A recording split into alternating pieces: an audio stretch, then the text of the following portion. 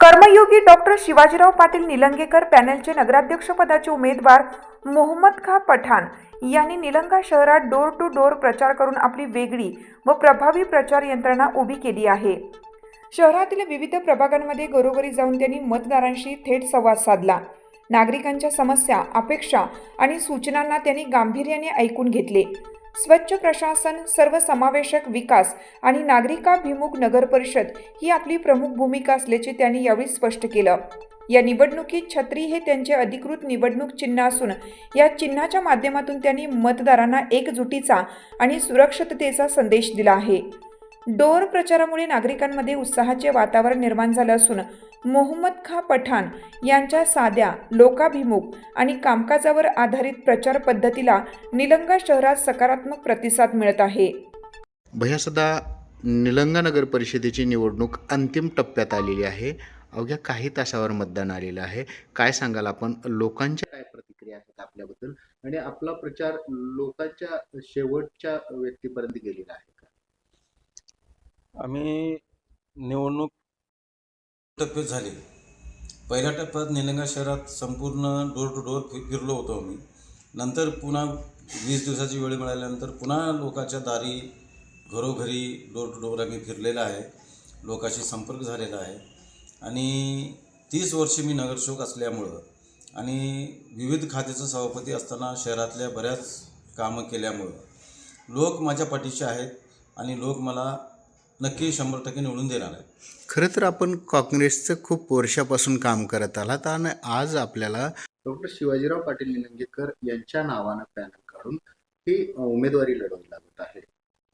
याच्याबद्दल आपण काय सांगता? 35 वर्ष मी काँग्रेसचा कार्यकर्ता, निलंगेकर कार्यकर्ता म्हणून कार्य केलेलं आहे। 25 ते 30 वर्ष काँग्रेसचं नगरसेवक म्हणून मी कार्य केलेलं आहे। पण काँग्रेसच्या दुसऱ्या गटाच्या लोकांनी आणि काँग्रेस श्रेष्ठींनी शेवटपर्यंत माझं नाव नगराध्यक्षाच्या उमेदवारीसाठी असताना काँग्रेसमध्ये शेवटला मला डावलून 10 पक्ष बदलून BJPचे 20 वर्ष कार्यकर्ते असलेले 10 पक्ष बदललेल्या माणसाला काँग्रेसची उमेदवारी दिली।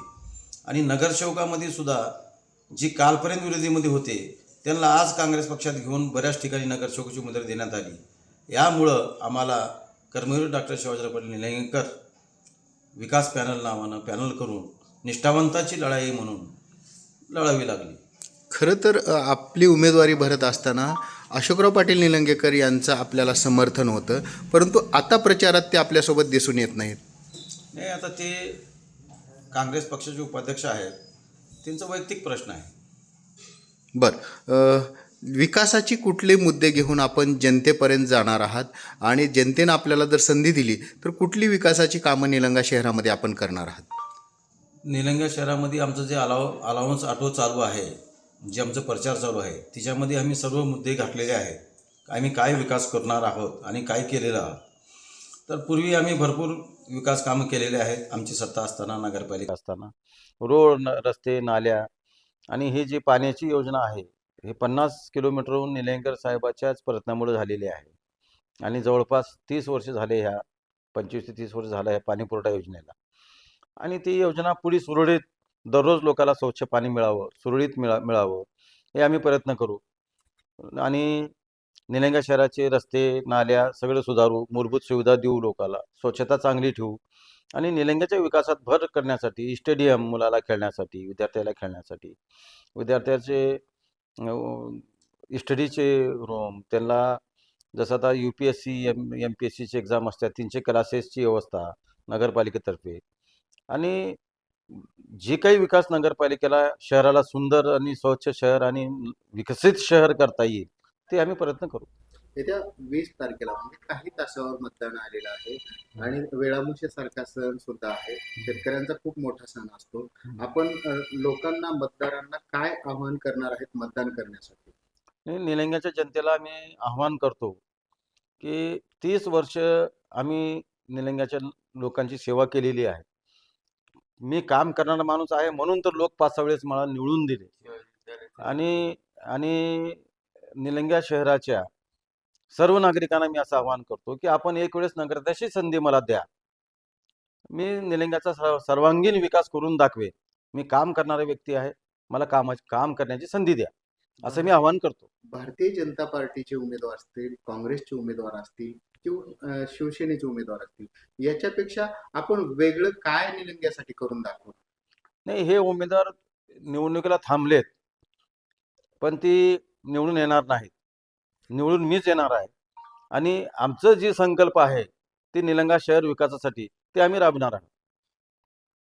काँग्रेसचे जे नगराध्यक्ष पदाचे उमेदवार आहेत हामिद शेख, ते म्हणतायत की शिवाजी विद्यालयाच्या इथला जो रस्ता आहे त्यांनी केलेला आहे. आपण या प्रभागाचे नगरसेवक होतात, नेमकं काय याच्यामध्ये तथ्य आहे?